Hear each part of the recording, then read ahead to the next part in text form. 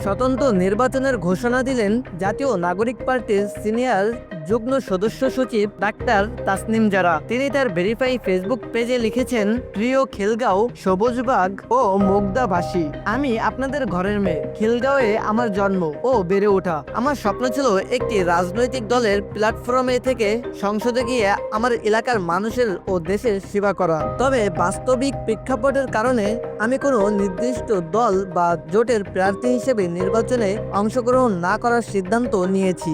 আমি আপনাদের এবং দেশের মানুষকে ওয়াদা করেছিলাম যে আপনাদের জন্য ও নতুন রাজনৈতিক সংস্কৃতি গড়ার জন্য আমি লড়ব। পরিস্থিতি যাই হোক না কেন, আমি আমার সেই ওয়াদা রক্ষা করতে দৃঢ় প্রতিজ্ঞ। তাই এই নির্বাচনে স্বতন্ত্র প্রার্থী হিসেবে ঢাকা ৯ থেকে অংশগ্রহণ করব।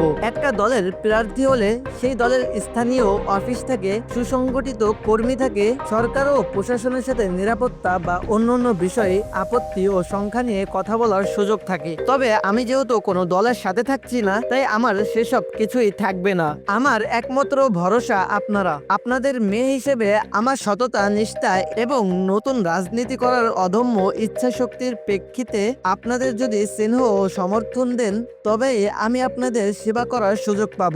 দুইটি বিশেষ বিষয়: এক, নির্বাচনে স্বতন্ত্র প্রার্থী হিসেবে দাঁড়াতে আইনি বাধ্যবাধকতা অনুযায়ী আমাদের ঢাকা ৯ আসনের ৪,৬৯৩ জন ভোটারের সমর্থনযুক্ত স্বাক্ষর একটি নির্দিষ্ট ফরমে প্রয়োজন। আগামীকাল এই স্বাক্ষর গ্রহণের কাজ শুরু করব।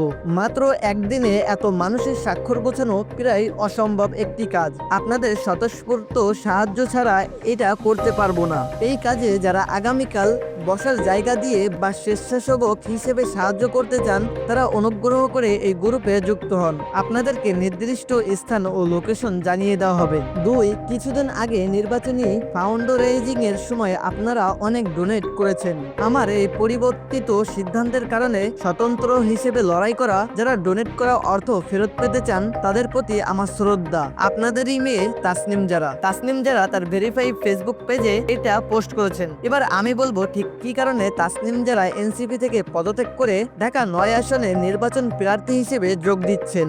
ঘনিষ্ঠ সূত্র বলছে, এনসিপির ভিতরে নীতিগত মত পার্থক্য, সিদ্ধান্ত গ্রহণে সীমাবদ্ধতা এবং সরাসরি জনগণের কাছে পৌঁছানোর সুযোগ না পাওয়াই ছিল মূল কারণ। তাসনিম যারা মনে করছেন, আন্দোলন বা প্ল্যাটফর্মের বাইরে এসে সংসদের ভিতর থেকে কথা বলার সময় এখনই। ঢাকা ৯ এই আসনটিকে বেছে নেওয়ার পিছনেও রয়েছে রাজনৈতিক বাস্তবতা, জনগণের সাথে তার দীর্ঘদিনের যোগাযোগ এবং এখানে একটি নতুন নেতৃত্বর চাহিদা। প্রশ্ন একটাই, এই সিদ্ধান্ত কি তাসনিম জারাকে নতুন উচ্চতায় নিয়ে যাবে, নাকি এটি হবে তার জন্য সবচেয়ে বড় রাজনৈতিক চ্যালেঞ্জ? আপনার মূল্যবান মতামত কমেন্টে জানাতে ভুলবেন না।